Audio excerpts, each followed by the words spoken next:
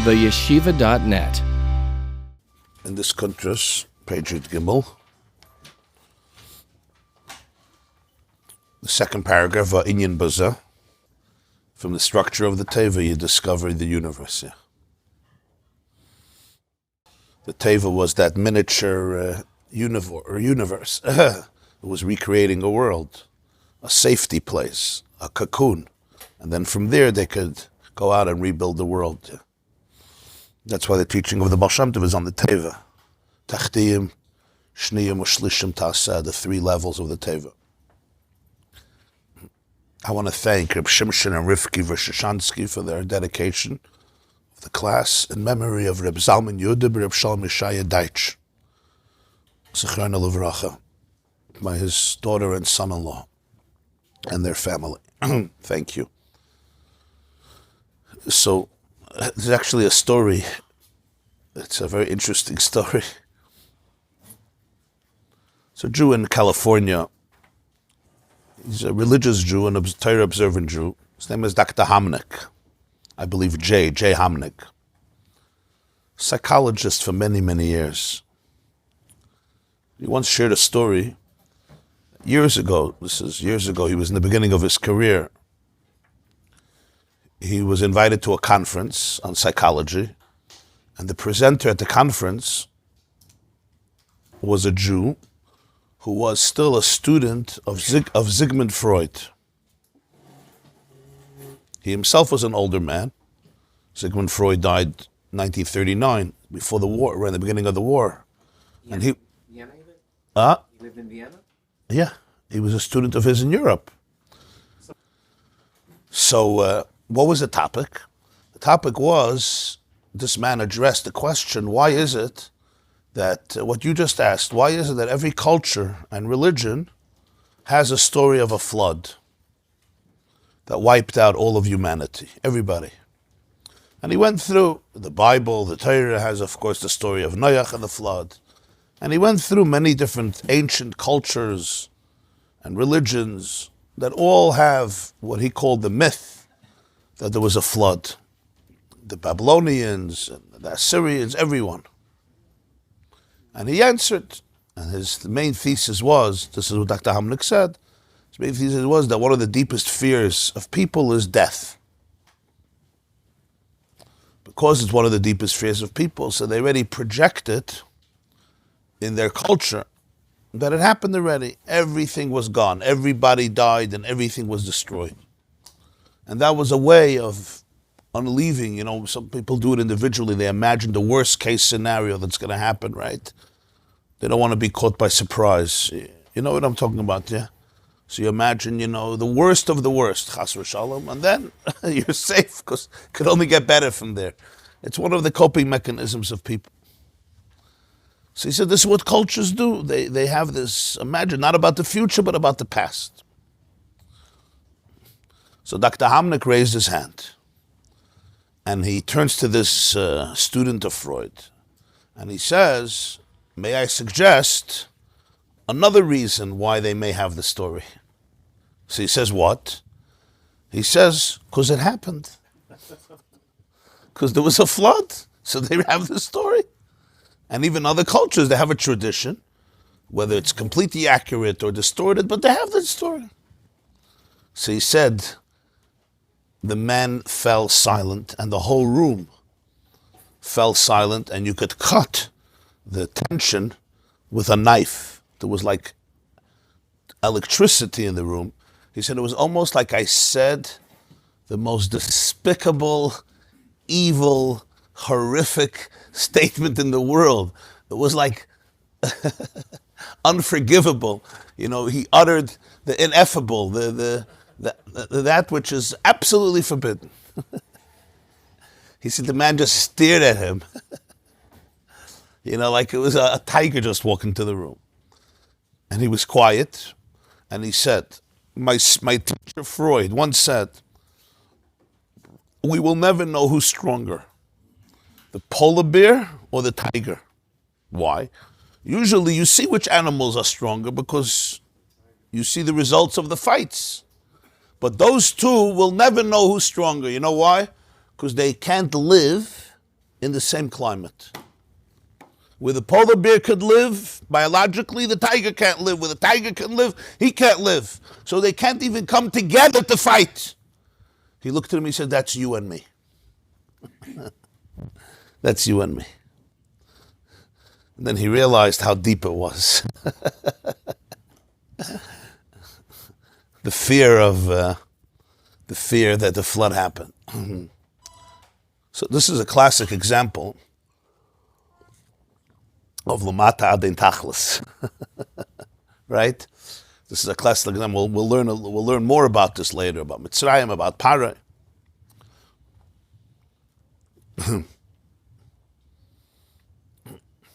Why are you so afraid of something? Say you're wrong, have a different argument.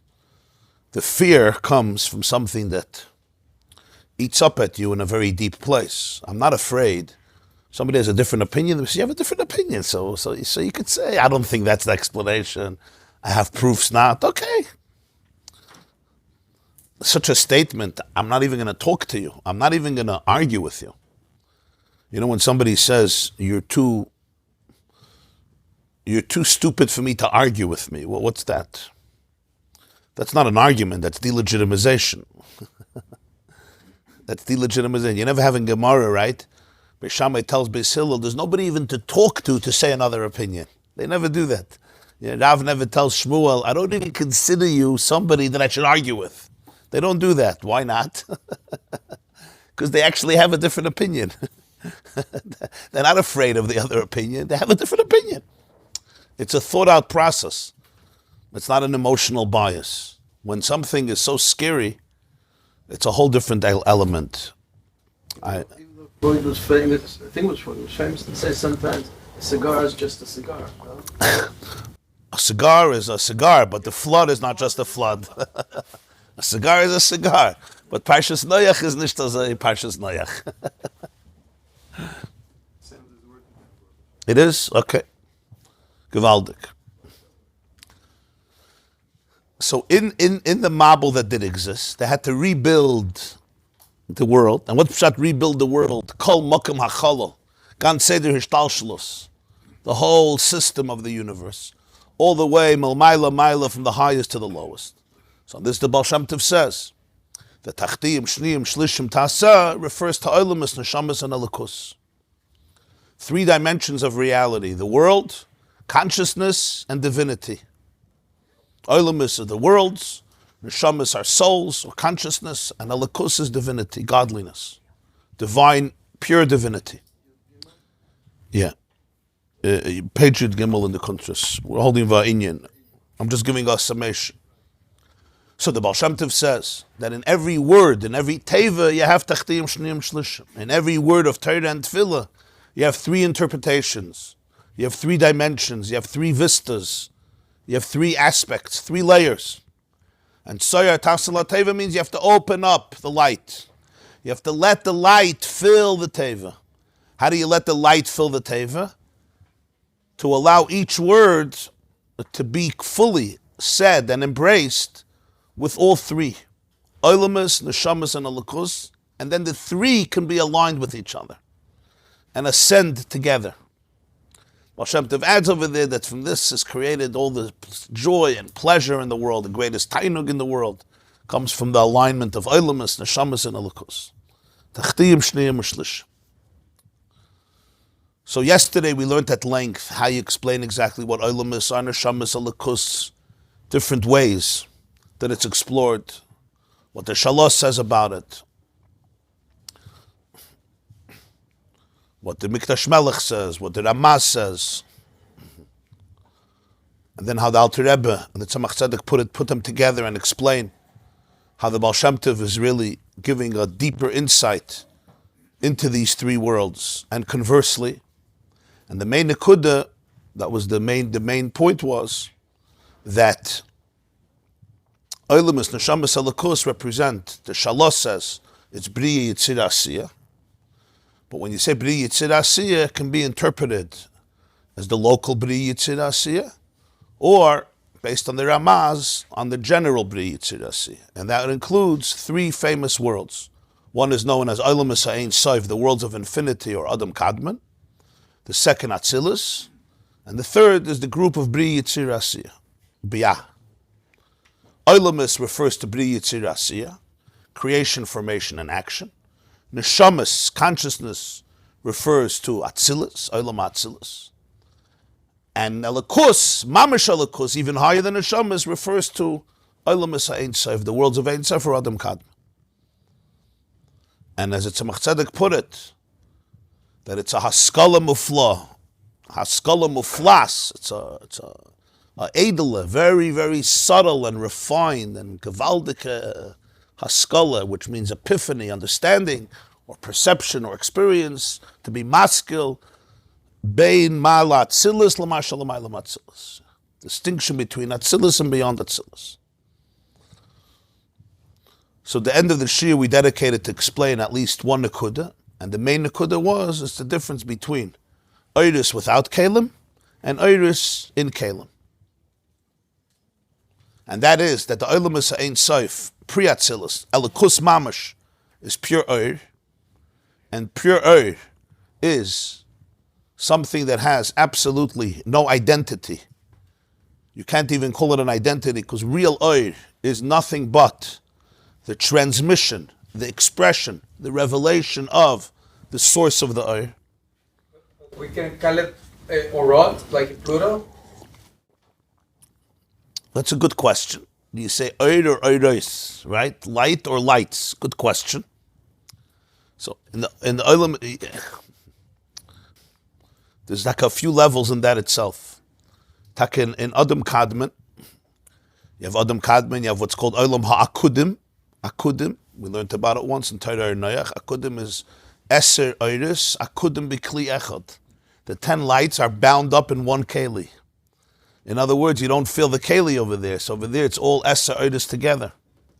Then you have Nikudim, which is 10 lights and 10 vessels, but over there was Toyu, and the vessels broke. And then in Brudim, it's Taka Oiros, in plurality, because it's in Kalim. So that's a good heart, huh? So in Oir itself, there's when you speak general, you don't always go into all the details, but it's a good heart, Oir or Oiros. Before Atzilus, Olam HaToyu is pre-Atzilus. There's Olam HaKudim, Olam HaNikudim, and Olam HaBrudim. The Yaakov Avinu's sheep parallel those worlds. Olam HaAkudim is higher than Atzilus. It's all the lights were bound up in one vessel.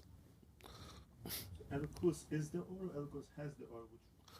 So the Olam Ein Sof, Ak represents Elikus, which is Oir. The Oir of Ein Sof, which the Oir itself is Ein Sof, because real Oir is not a Metzius. That's not what Oir is. The whole Chiddush, the whole Inyan of Oir is a conduit. It's a shliach, shluchish ladam kamaisa. What's light? Light is the revelation of the source of the light. That's it is. It doesn't ever point to an eye. The moment Oir points to an eye, it's not Oir. It's limitless.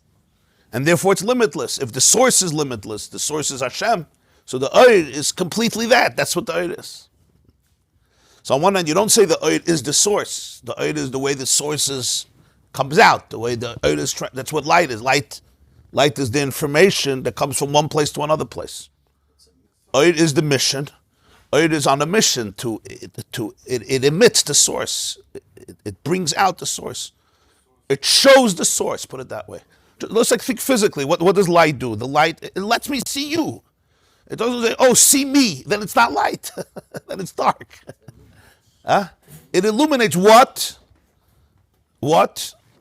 Its source, where the Oir comes from. Whatever is emitting this light. In this case, the source of it all is Oir Ein Sof. Constantly being created? Like the world is It's Beiratzen. It's by Beiratzen. The fact that we each emit with a light, that's already not our choice. It's part of our chemistry. I can't say I'm going to be here, but you're not going to see me. You know, Roya ve'enei nira, right? Everything comes with Oir. That's how it is. The reason is because that's how Hashem. Part of Bria is that it comes with Oir. In the beginning, the Oir is Beiratzen. The sun decides this morning, I don't want to emit light. Good luck. If you want to be the sun, you're going to emit light. In fact, everything emits light. In the source, it's beratzin. It's bebchir. What did you say? What do you want to ask? Because the source is Ein Sof, and real oil is the gilui of the source. So therefore, the oil itself is called Ein Sof. Oil Ein Sof means the oil is Ein Sof. Yeah. Well, it emits something, whatever. It emits. Reflects light. Reflects light. Physically, Dark matter, everybody dark is reflecting and reflecting. The keshes is The rainbow, yeah. corruption of the light. It's a bending of the light, which is makes us remember the destruction. The rainbow, the keshes. Yeah, yeah. So in Oir itself, yeah, Oir defies every structure. Yeah. Because any structure is already pointing to a form of a mold, a limitation, an identity. So that's why it's called Olam. It's called Olam. It's called Olam Ein Sof. It's already Oir. And it's postat Tzimtzum, but it's called Olam Ein Sof. What's nirgish over there is Oir. Oir. Then you have Atzilus. Atzilus is Oir is Bekalim. What's that Oir is Bekalim? Oir is Bekalim means that the Oir is manifested in and through Kalim vessels. And that's why you talk about Spheres. In the higher worlds, you don't talk about Spheres. Spheres means characteristics. Kivayachal, God's dispositions. Adam Ha'elyon is Atzilus. Adam Kadmain is also called Adam, but it's the source. From there will come. But in Atzilus, you seek this. There's Chachma and Bina and Gdas and Chesed and Gvur and Tiferes, Netzach, Chod, Yesod, Malchus. Ein Sof. The answer is over there, it's the way the Ein Sof comes out through Kalim. Through structure. Every Kali contains structures. Or to put it differently, the light has spiritual frequencies or divine frequencies. Which means the light gets measured, the light gets contained, the light gets filtered, but not because it's really finite. But it's as the Avodas HaKodеш says, the famous expression that the Ein Sof, as much as it's infinite, it has the same capacity for finiteness. Because if something can only be infinite and not finite, then it's not truly infinite. You know, a teacher has to know, if you can only give a class in a way that nobody understands, and you can't give a class that everybody understands, you don't understand. Right? Rabbi Birnbaum. Oh, gewaldig. Huh? Thumbs up. So that you understood. Right? Somebody says, no, you have something, a person gets up, yeah. Within 5 minutes, nobody understands. It's very impressive. He knows how to blow everybody away. That's very limiting. It's very limited. If you really understood, you could speak in a way that the 5-year-old understands.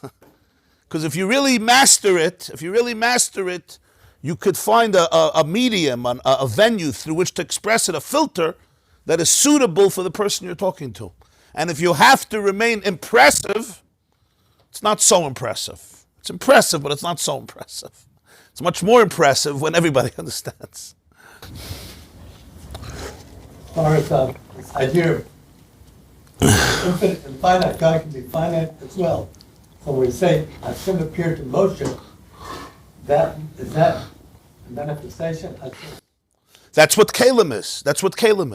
Kalim means, what does Kalim mean? You say, Haltzich in the Kalim, yeah?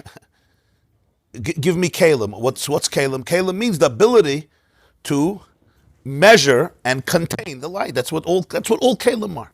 Is Arois from the Kalim? Arois from the Kalim means I'm all dafet Arois from the Kalim. Not Shviris HaKalim. In Toyu is Eicharois from the Kalim because you break the Kali. Yeah, Arois from the Kalim means you don't have to break the Kali, but you realize that it's time to go out of the Kali. Ada lo yada. Ada lo yada. Huh? That's why you get married. You get married to go into the Kalim, But in order to maintain your marriage, darf not ausgehen von the kelim. He gets up, I can't live with her, I can't live without her. Das habe ich nicht gesagt, but okay. Ja. Mehr wie ein Jid hat das gesagt. Nesayin von Ashidus, Nesayin von Anias. Reish v'oish al titanli. So that's Kalim. So Kalim in many ways, right, it challenges the Oir. Because Oir by definition says, what Kalim? Well, real Oir, Kali is like, it's a contradiction. But on a deeper level, Kalim brings out the infinity of the Oir, because the Oir has the ability, the Ein Sof has the ability to work through structure also. And that's the Chiddush of Atzilus. So Atzilus is called an Olam of Elikus. There's no blockage over there. Like I gave the example, in Avodah, in a person's life, wherever I am, it's part of the mission of Oir. I may be in this structure, but I'm not defined by the structure. You're in it, you're completely in it, but you're not defined by it. It doesn't block you. Like we spoke about Yosef HaTzadik, for example. That's the Chiddush of Atzilus. That's the difference of Olamus, of Neshamas and Elikus. Neshamas come from Kalim of Atzilus. Neshama is a chelik elokamimal, but it has identity. Consciousness is identity. So here we have the definition of neshama. What's the definition of neshama? Definition of neshama is the aspiration to capture the undefined. Nobody has a definition for consciousness because nobody knows what in the world is consciousness. Not how it emerged, and what is it? What is consciousness? We know it's there. What is it? So he says that this is, the Baal Shem Tov says, consciousness is not elikus, it's neshamas. It's the way elikus is in Kalim. Because elikus itself, there's no consciousness. Consciousness is already a product of Kalim. So it's the way the undefined becomes defined, that's consciousness. And that's why consciousness is so elusive. Because it's the bridge between elikus and olamus. That's what consciousness. It's the bridge. The Baal Shem Tov was teufus. It's the bridge between elikus and olamus. And like every bridge, it has everything. A bridge goes from one side to the other side. Like the Rambam says about a translator. A memutza, an arbitrator, right? When you're an arbitrator, people who arbitrate business disputes, if you take one side, you're done. You're not an arbitrator.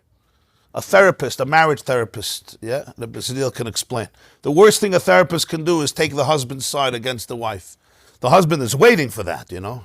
Come, he'll knock sense into your brain, right? You know that one. Zay masbir. Okay. Or the other way, take the wife's side against the husband.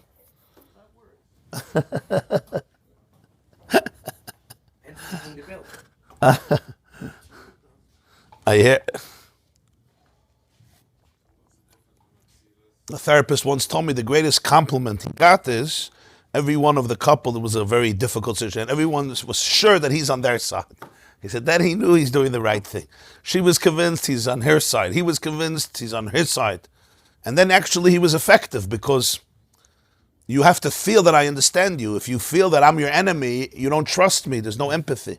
My point is, whenever you want to bring two people together, you have to really be able to bridge, and in order to bridge, you really have to be able to be in every place fully. And it can't be a joke, it can't be fake. Was sagst du dabei, Isaac?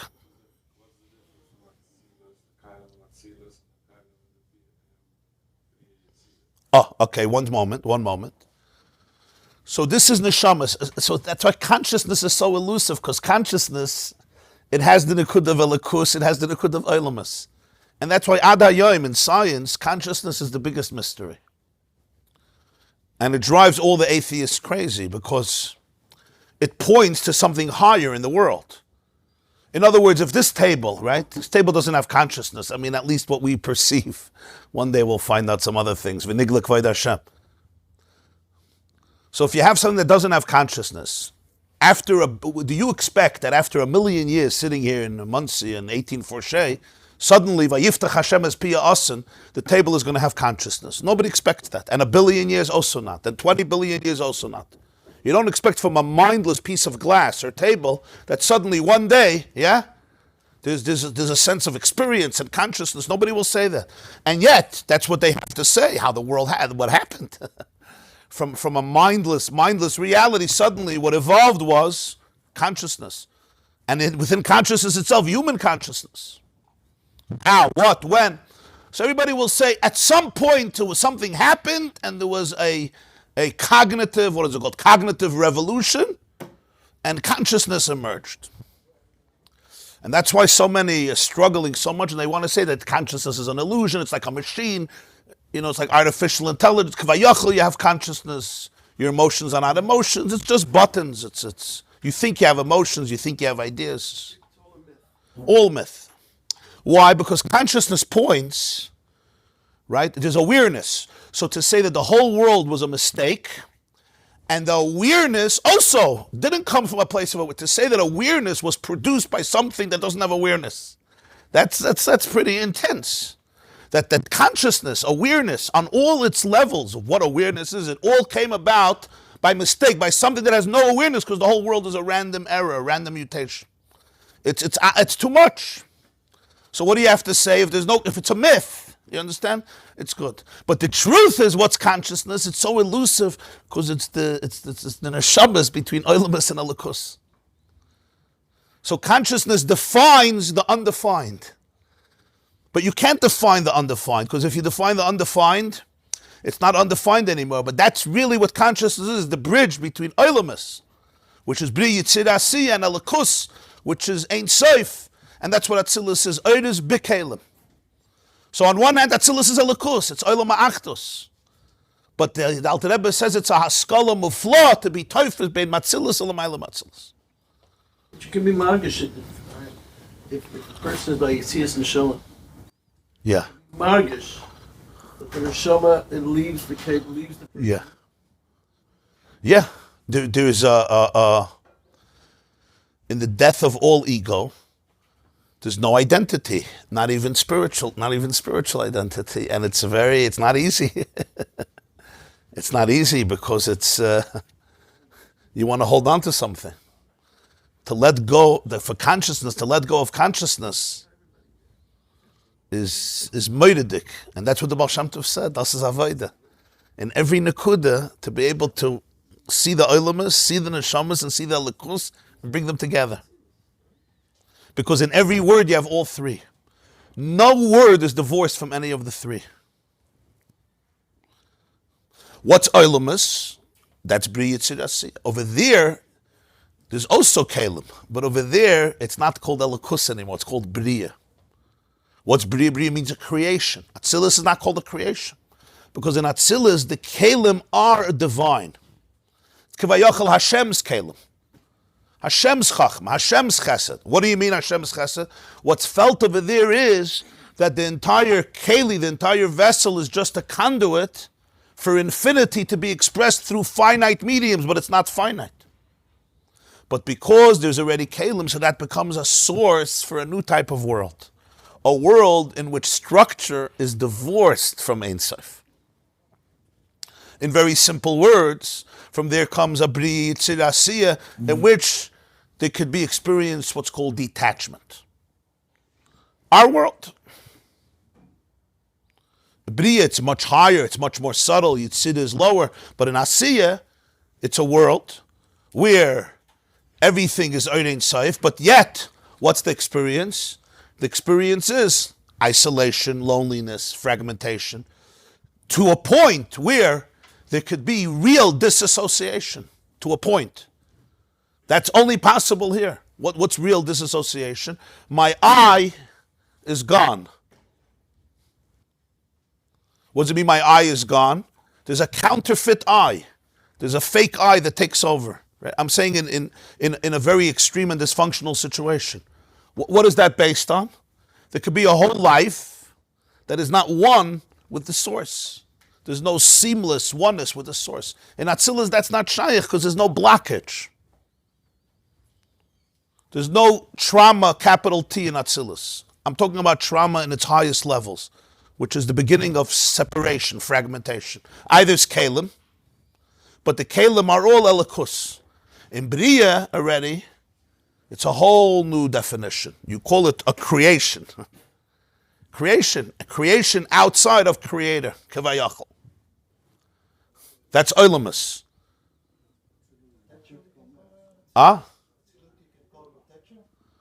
You could call it, it's more potential, yeah. Sometimes it says the lashon that the gvul in Atzilus, the limit in Atzilus is koyach hagvul. It's the potential for limitation. It's the potential for limitation.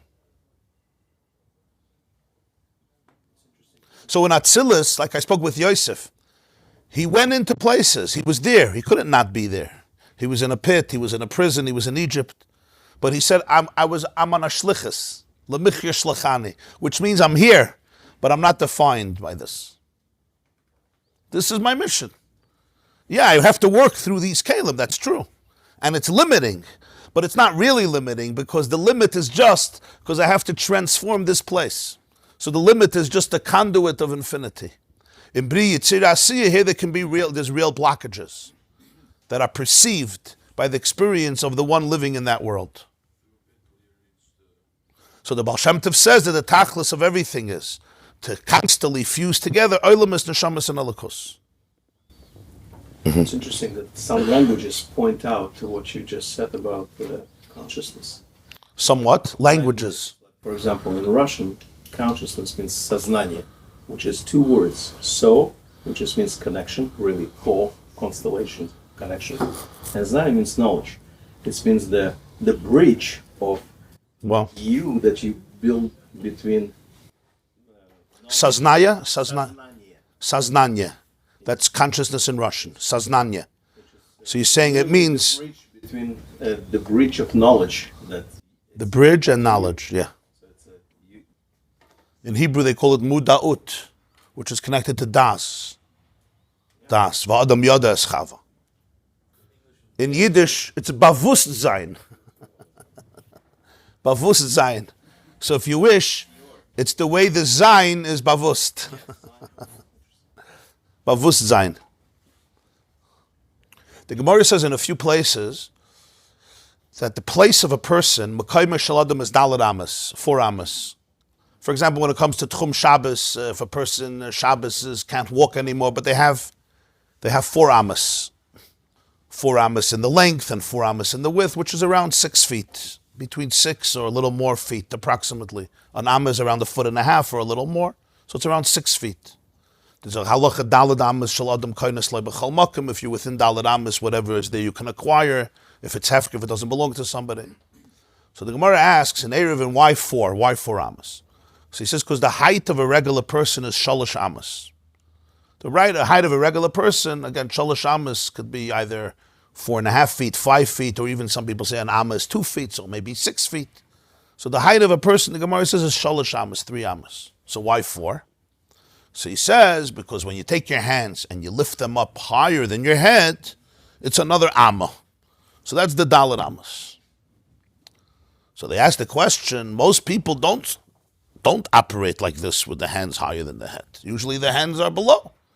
So why did Chazal take that into consideration and turn that into the place of the person? So Chassidus says a moide de kavart. Because the tachlis of a person is, the power of the person is to go beyond the head. What makes an Adam is that he connects oilamus to elikus, oilamus, neshamas, and elikus. So you go beyond the head.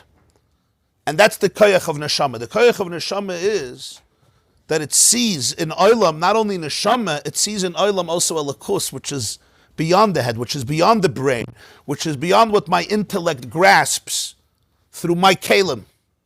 Because the brain is already kalim.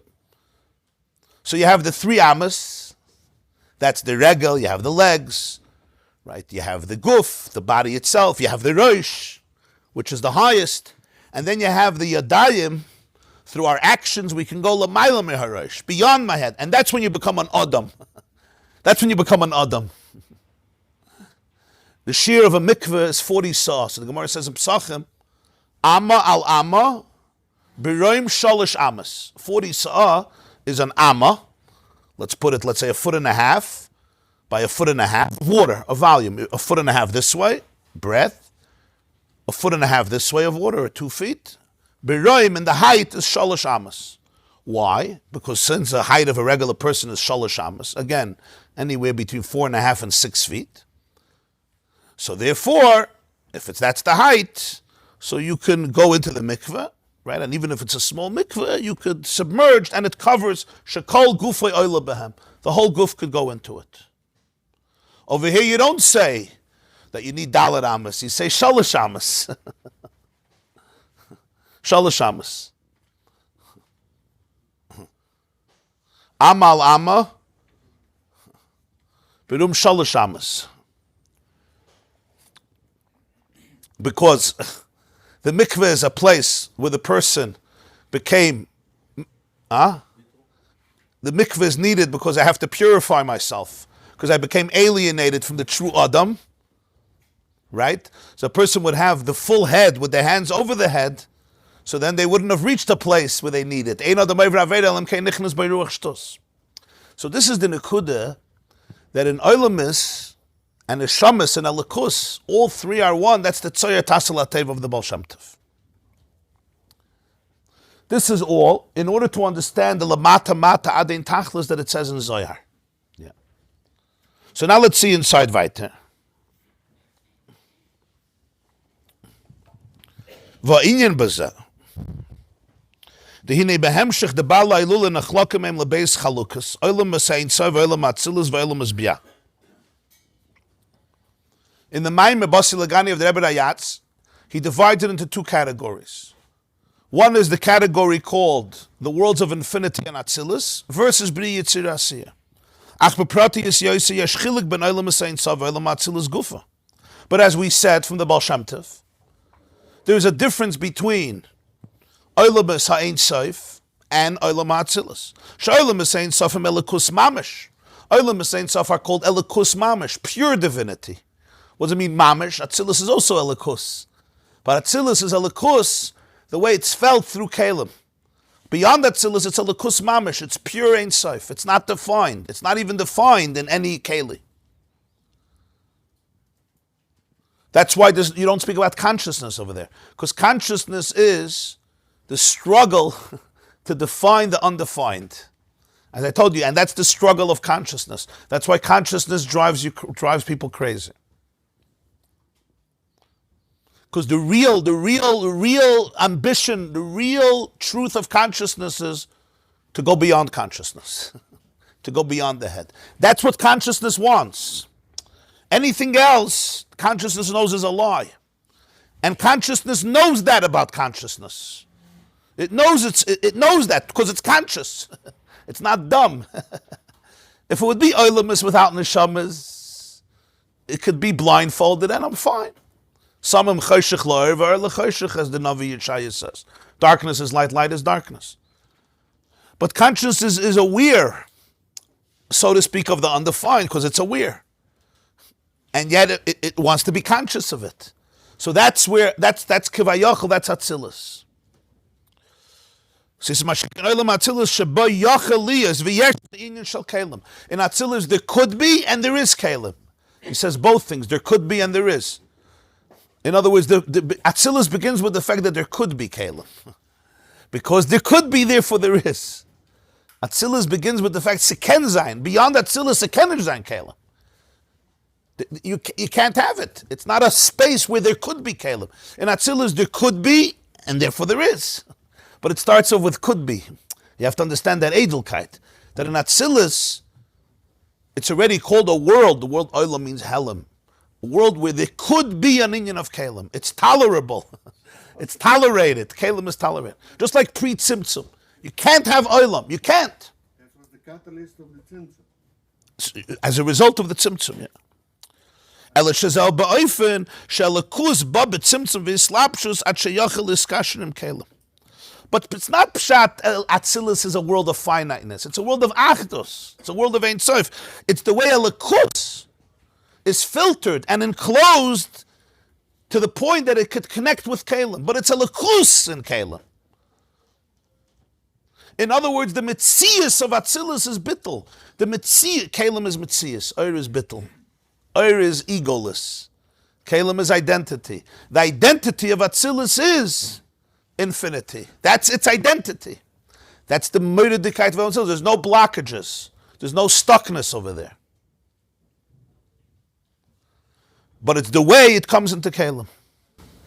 Rabbi, how can a finite human connect with like how is it relate? That's a big question.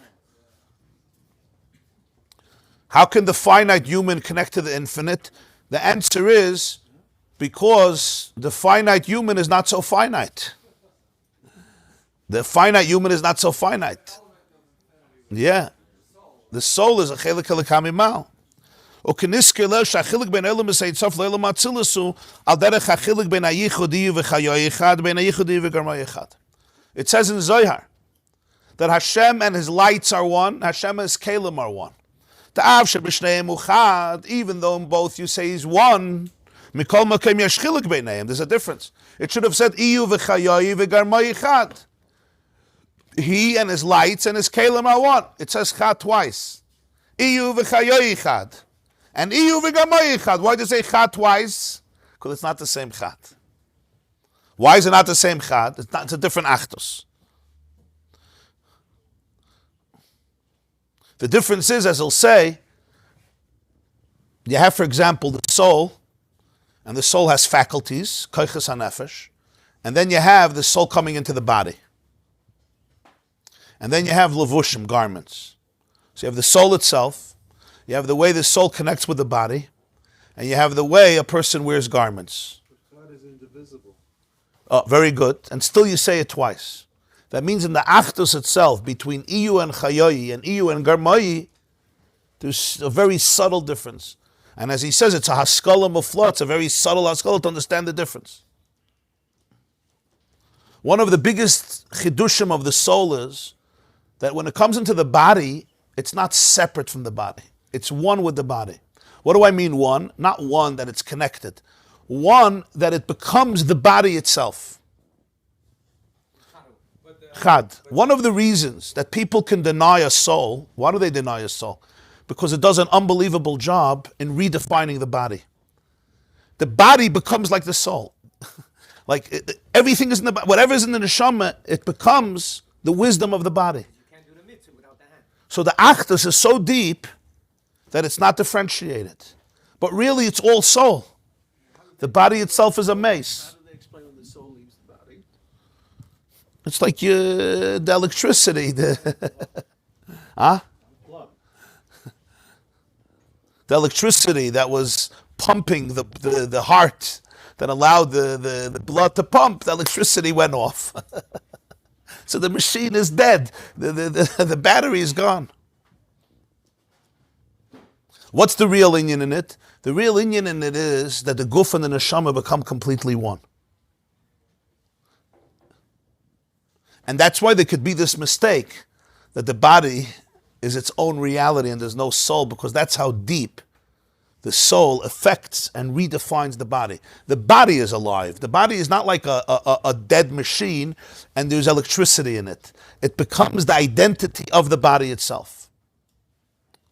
That's a mashal for Atzilus. That's a mashal for Oidus and Kalim. The Oidus is the neshama, the Kali is the guf, and they become completely one. And the whole body is now a conduit for the soul. Atzilus is a backdrop, like you have a backdrop of what the world is in its most ideal place. The world how it is from God's full perspective. You understand? That's Atzilus. It's like the blueprint of the whole universe, but the way it is in God's mind.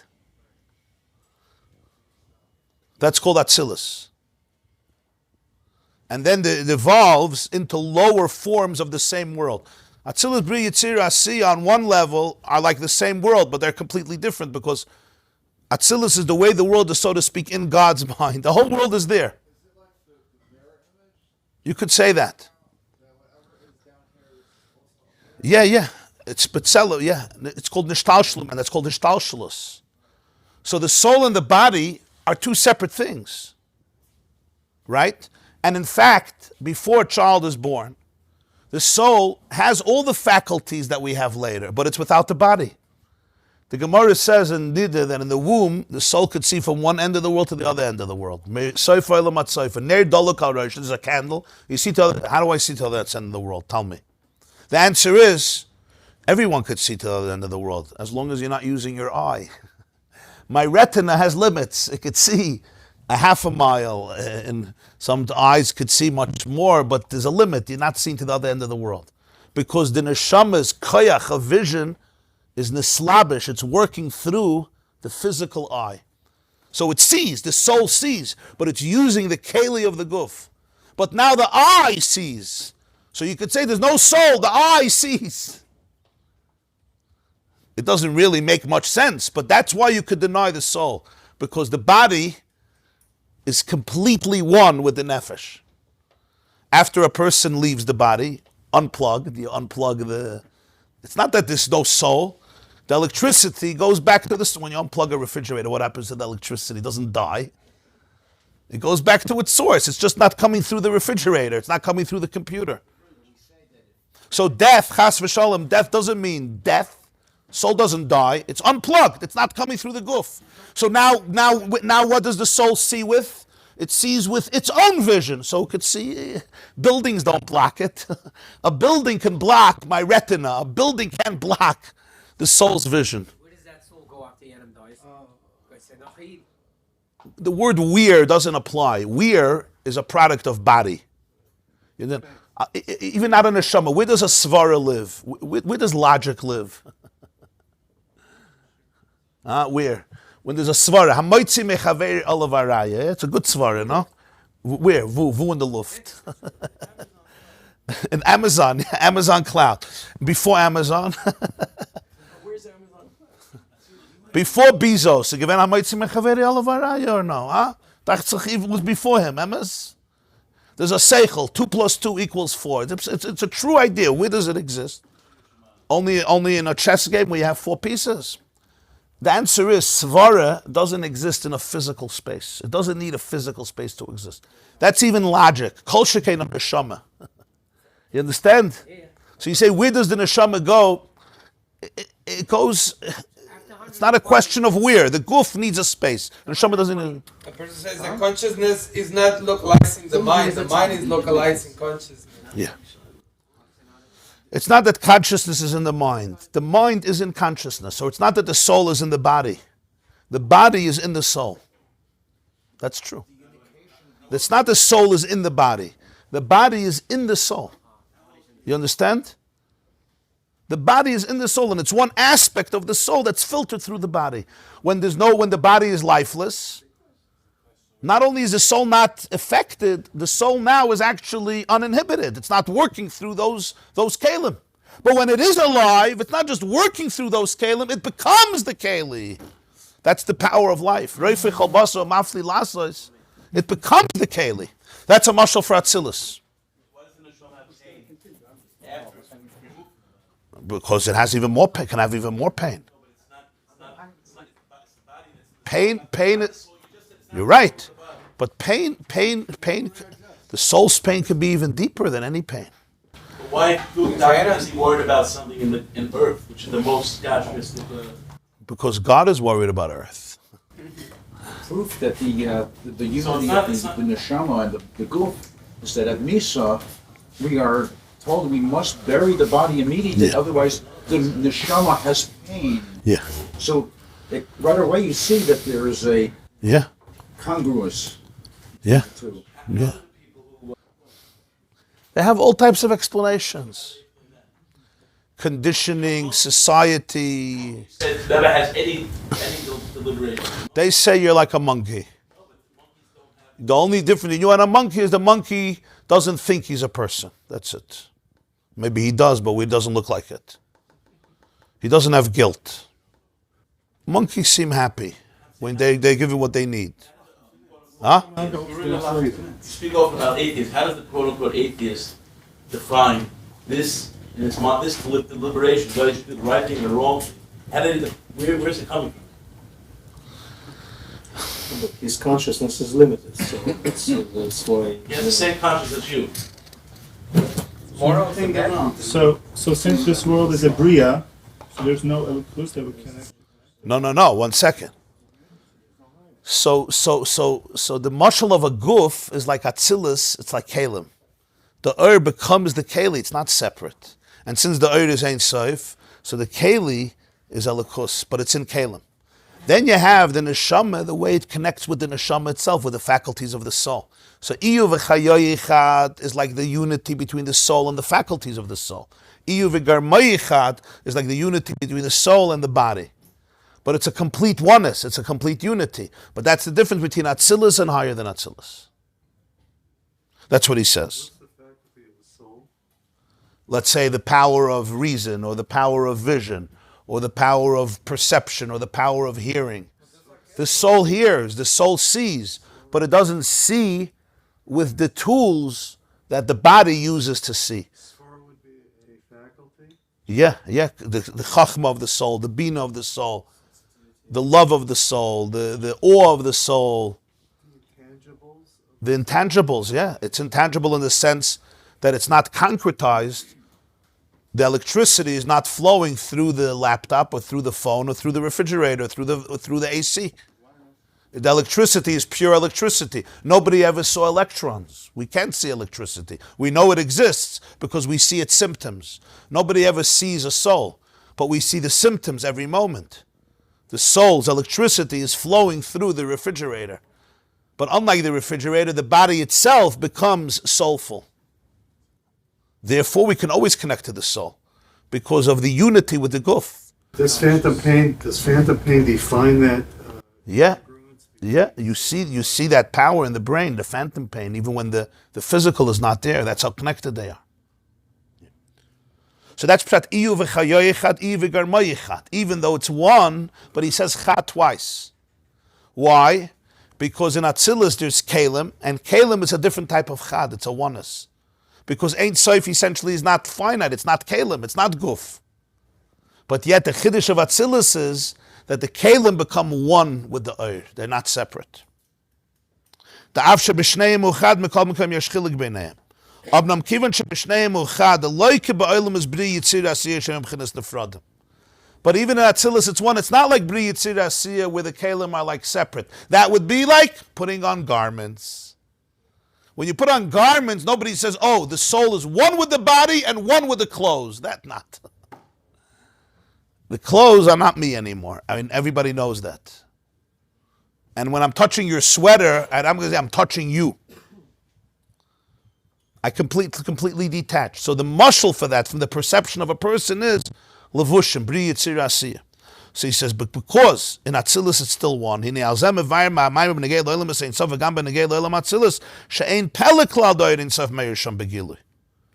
not a pella, it's not a wonder that the light of Ein Sof is revealed and shines in Atzilus.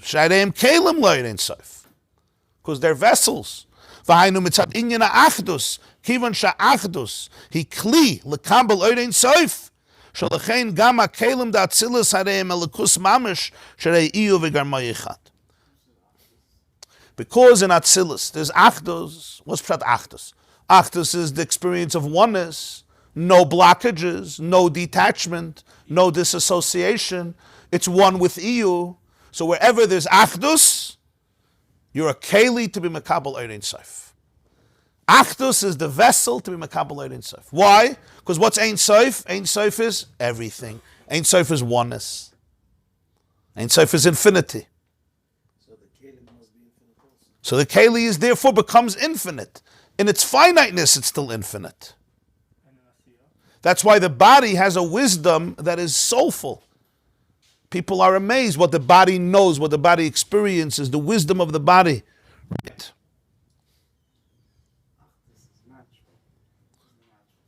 Achdus is the natural state of reality when it's not disassociated from itself, from its source.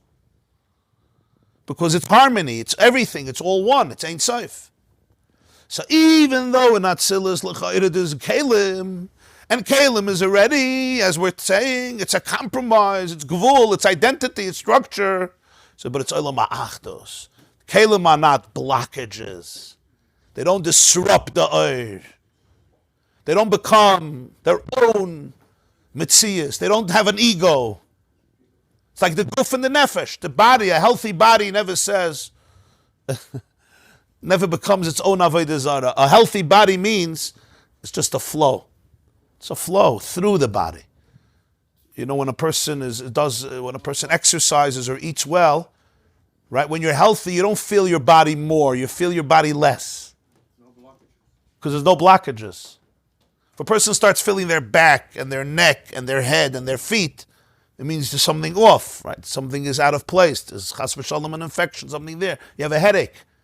You would think if the body is healthy, you should feel it everywhere. You should feel everything. If you start feeling your pinky, it means there's a cut.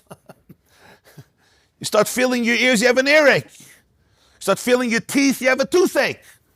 I understand if my teeth are healthy, I should feel them. No. If your body is healthy, you don't feel anything.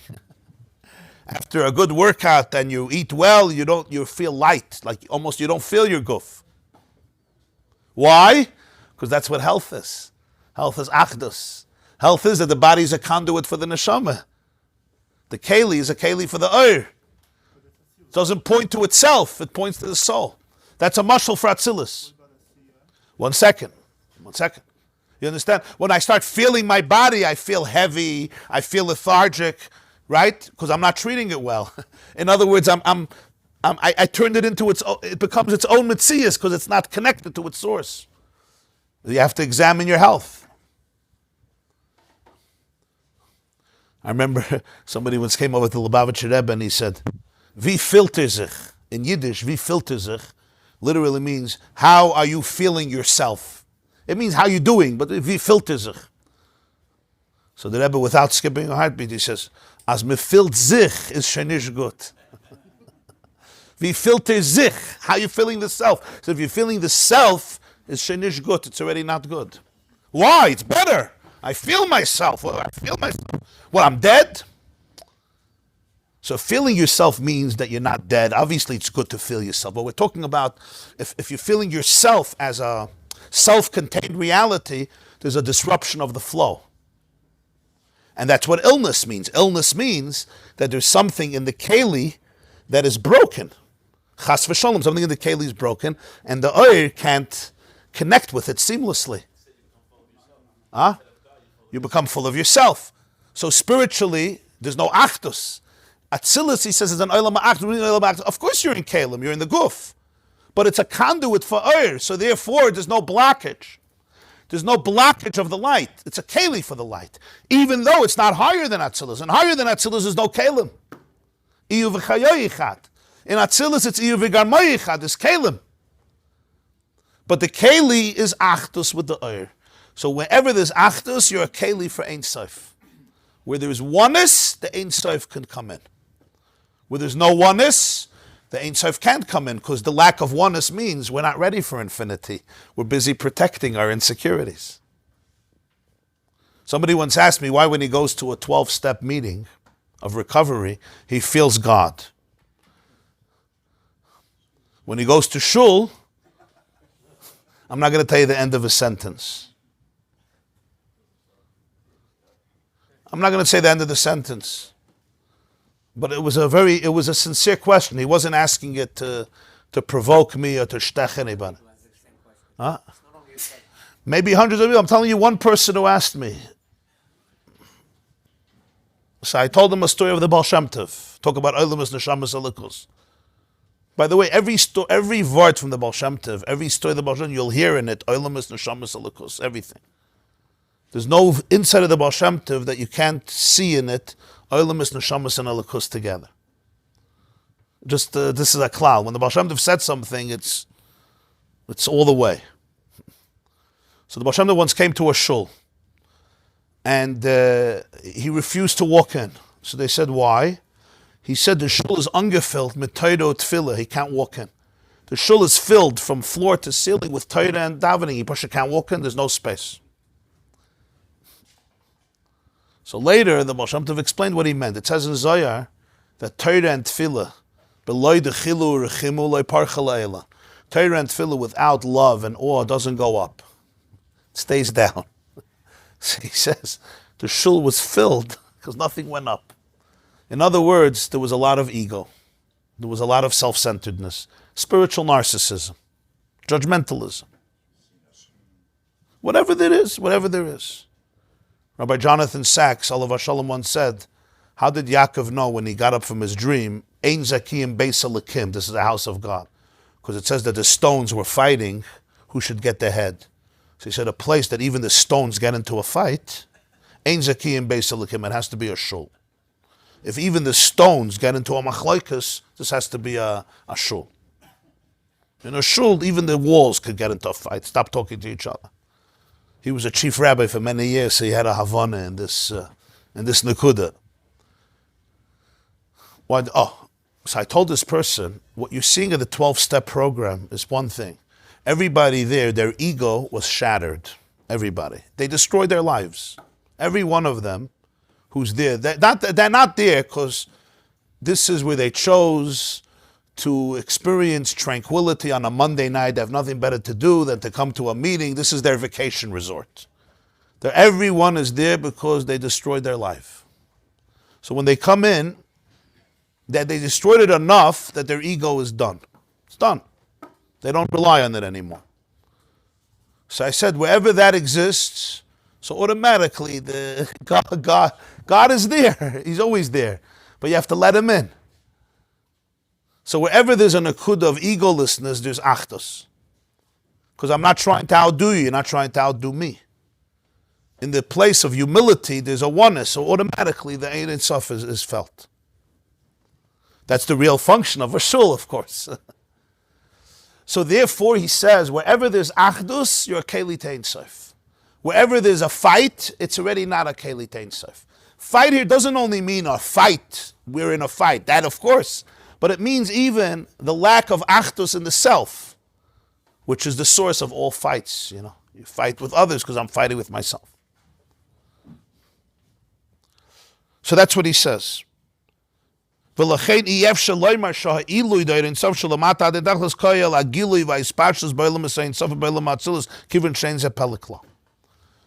come to the punchline. You can't say that when it says in Zohar that Ein Sof is so amazing, that it goes lamata den tachlis. You can't say it's talking about the revelation in Ak or even in Atzilus, because over there it's not a pella. It's not a hafla, it's not a wow. Of course Ein Sof is in Atzilus. Be'espashtus and even begilui. Spashtus means that the oir extends, and begilui is that they could receive it. They can experience themselves as Ein Sof. That's not a pella. Because it's Olam Achdus. What is the Pella of Lamata Den Tachlis? That's the next piece of the Maamar. In the place of separateness. We could stop here. The problem is we don't always live in Ak and in Atzilus. If you lived in Ak and Atzilus, okay, you could stop here. So that's not Lamata Den Tachlis. It's gewaldig, but it's not a Pella. It's not a wonder. Why is it not a wonder? Oops. It's interesting. The Hava Min is the Lamata Den Tachlis is Olam Ein Sof. Just think about it. The Hava Min is that when it says Lamata Den Tachlis, maybe it means Ak. That's called Lamata.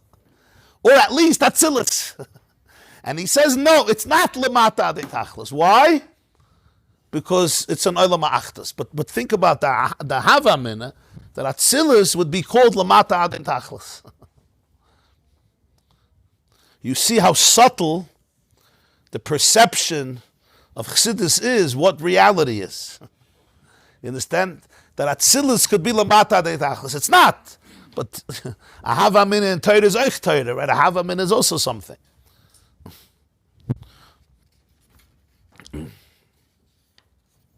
So now is the next piece, what Bri Yitzir Asiyah look like. And then what it means that Ein Sof is Lamata Den Tachlis in the place that's separate. In the place that's not Ein Sof. It's not Ein Sof. That's what Bri Yitzir Asiyah is. It's a world in which you don't perceive the Ein Sof. And still the Zohar says Ein Sof Lamata Den Tachlis. This side of the Tzimtzum. This is all on our side of the Tzimtzum, yeah. Or it's basically saying in simple English that what we call the tzimtzum is a matter of perception. You just gave away the punchline because I always give away the punchline. Tata saying it's not the case. How is he so low already that's when you let it go? That's another dimension. That's you're saying that he's broken. The shvira, leiv nishba v'nitka. Now, but just bringing out the point that he says about Atzilus, that because it's Achdus is a keli lekabel oirin sof. And therefore the kelim could be a lekus, because iyu v'garma yichad. In other words, wherever there's Achdus, the keli is not a contradiction. The contradiction becomes when the keli becomes a disruption of Achdus. We don't mind when the goes through a particular limit, as long as it's not cut off from the source. Yeah, the ego takes away the keli from the It's like the body, right? When the body becomes heavy and sick, the self-consciousness takes it away. It's not I'm not in the flow. I'm not in the zone of oneness. The only place in Chazal where the Eibusher says you can't dwell is about that. Right. Gemara is Saita. I can't live with a balgaiva. Why not? Everybody else I could live with. I could live in Tumah, he says. But with arrogance, I can't. Because the very definition of arrogance is that you can't be with me. If you tell me I'm dirty, I'm impure, I have problems, okay. I also have problems. But when you say, I don't have problems, you're my problem. Oh, okay. You understand the difference? Person says, I have problems, yeah, I have challenges, I have a lot of issues. Okay, I also have. Shalom aleichem, aleichem shalom, lo mefabrengen zusammen. But when you say, you're my problem, that's what arrogance does. Arrogance does, you're the problem. In other words, I can't talk to you. I'm protecting myself by putting it on you. So what do? Now I separate myself. I separate myself from you, from the source, and from myself. I create a counterfeit self that's not in the flow. So Kalim is not a stira to Ein Sof. That's the Chiddush of Atzilus.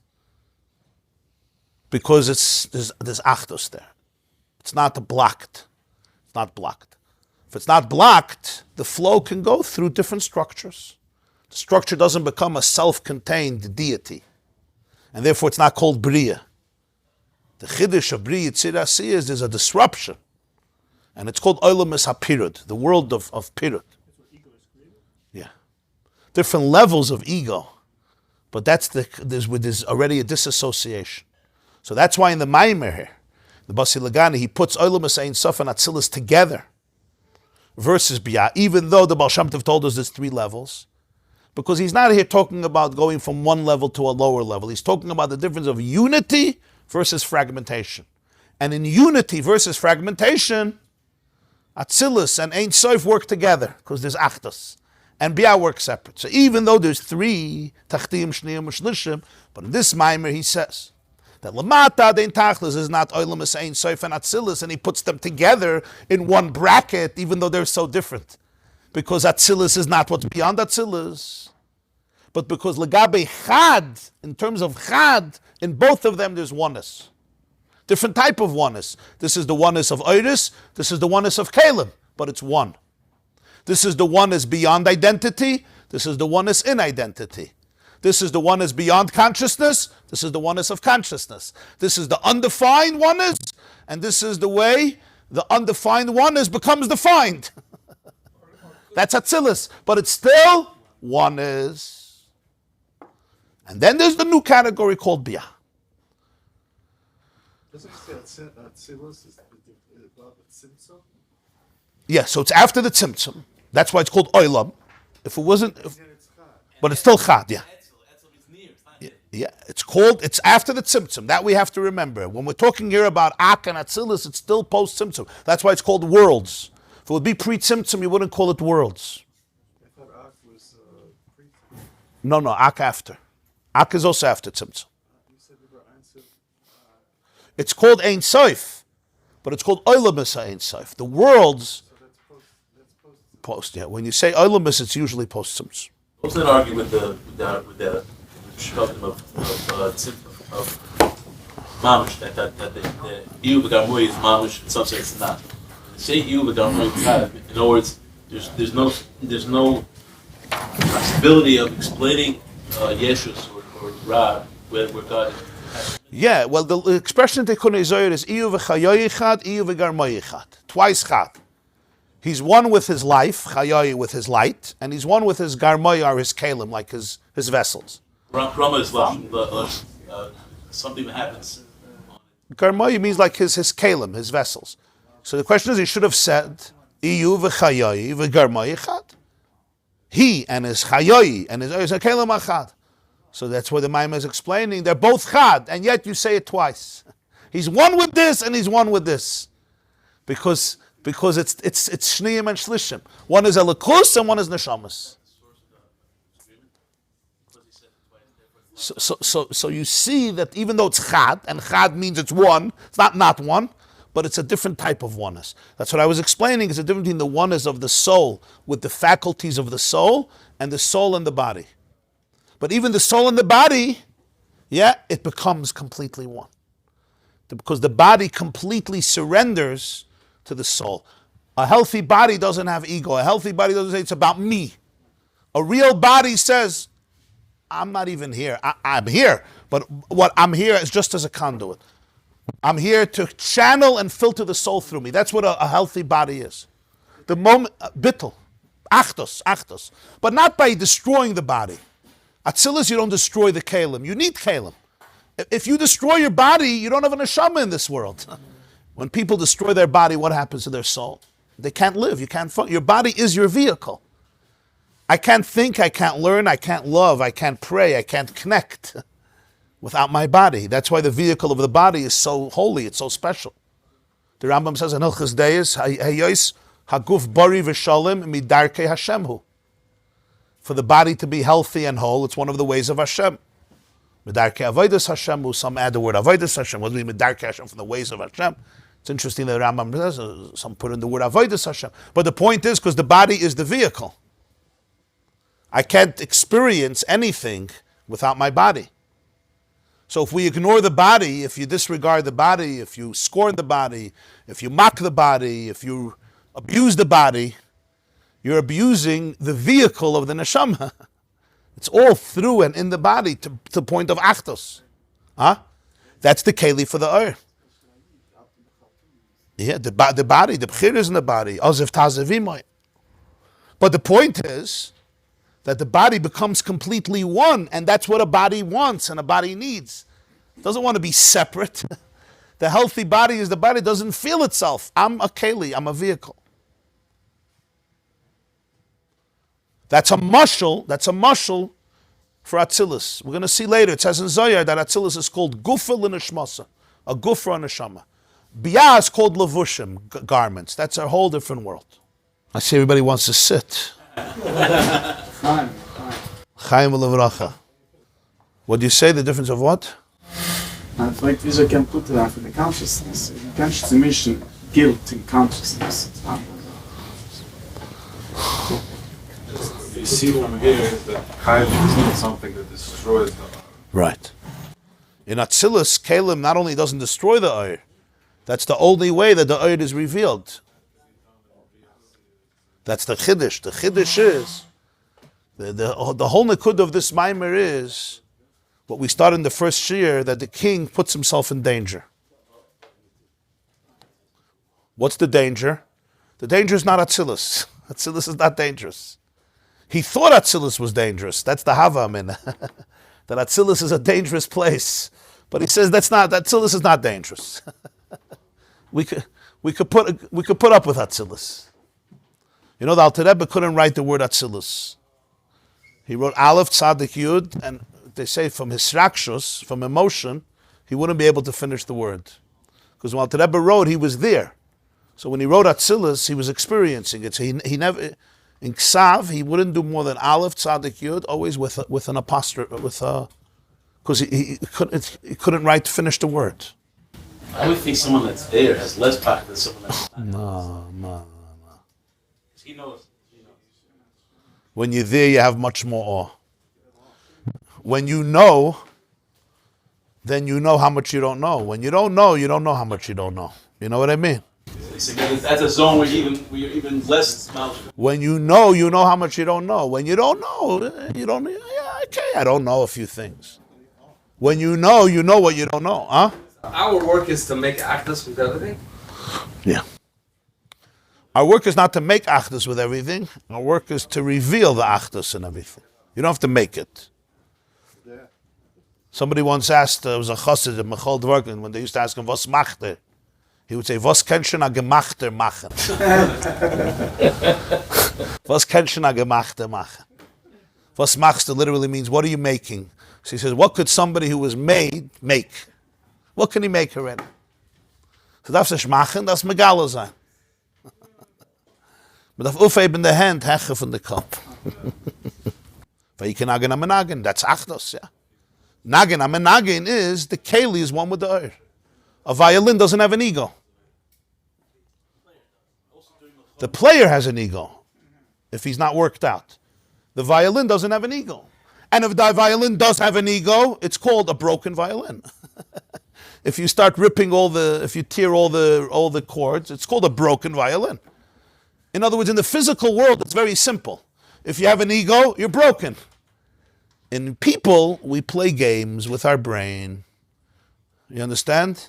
We call ego confidence. It's called brokenness. In the physical world, it's not a shaila. A violin has its own ego, throw it in the garbage. Or if it's a Stradivarius, try to save it. You understand? In the brain, right, I say, I'm not broken. So I create a counterfeit identity. Counterfeit means fake, mezuyev mitoicha. Instead of saying, go into the store and fix it. I don't have to be, you create a philosophy out of brokenness. That's the mind game. Because of a lot of fear. There's a lot of fear. As we're going to see, this is all part of the pirut. Huh? Yeah, listen. Sometimes if a person feels that they're a shmata, you have to build up their ego, but it's not the ego you want to build up. You want to build up a healthy ego. If you build up a false ego, it's going to come back to bite them again. So you need 12 Torah steps. Yeah, because the false ego is where the problem happened. The false ego was, how did the problem happen? The problem happened because my self was a very limited self. And that self was broken by whatever happened to me. So if I replace it with another fake self, it's going to be broken again. Or it could be broken again. Or at least it's very vulnerable, it's very fragile. Huh? Everybody has to have an ego, it just has to have the limitation. Yeah. Ego as a healthy ego. There's ego as ego easing God out. You don't need that ego. Okay, the next share will be Thursday morning. Thursday morning, 8 o'clock a.m. Yes, so tomorrow morning there's no share. Thursday morning. The women are coming soon. Yeah, just bring it back, yeah? Oh, okay. Yeah. So Zayin Ba'atzlacha. You'll put it away, huh? On the yard side, it says that the neshama has an extra aliyah, a whole different, that's why we say Kaddish, because the neshama ascends to even a deeper place. In its ascent to its own source, even deeper place. So it's a very special time. So that's why we want to connect to the soul then, because as the soul goes up, we also go up. And our avodah here also helps the soul. It assists the soul. When Hashem creates the soul to come down here, what exactly happens? Yeah, it's like Hashem exhales. Vayipach ba'apav. And then when Hashem inhales, that's like the soul coming back. We are able to come through this world higher? Yeah. When the soul goes through this world, it goes to a much higher place than it was before. It says in Zohar, Lishtava begufa de malka. Soul goes back to the very king itself. But we just learned that it's higher than Atzilus. So the soul comes from Atzilus, which is Caleb. Then the soul goes to even higher than Atzilus. Ein Sof itself. Dafka through here, dafka through the avodah here. And even after neshama leaves this world, Yeah. it's able to go even Yeah. Absolutely. Your mother should be a good better for the whole mishpacha. Toivanir v'anigla. Revealed blessings to all of you. A lot of nachas. Now, Hashem put himself in danger. That means that he gives himself an eye? So to speak. Hashem putting himself in danger, just a metaphor that he gives himself an eye, which is my eye. My garden. My... He allows himself to become an egotistical reality that's divorced, but it's really him. That's very vulnerable. You understand? But he does it because of the confidence that lo yidach menu nidach. That's how you pick up the world. You have to go into the place. Your soul never left your body, even when there was disassociation. That's the chiddush. That's how it should relate to us? That's the healing. The healing is that your soul, which is part of Hashem, goes lamata adein tachlis. It doesn't stop. It never really detached. We thought it detached. That itself was part of the klippa. The coping mechanism is part of the belief that we detach, but we really didn't detach. We're really present, even in the disassociation. Okay. Yeah, atzlacha. This class is brought to you by theyeshiva.net. Please help us continue the classes. Make even a small contribution at www.theyeshiva.net/donate.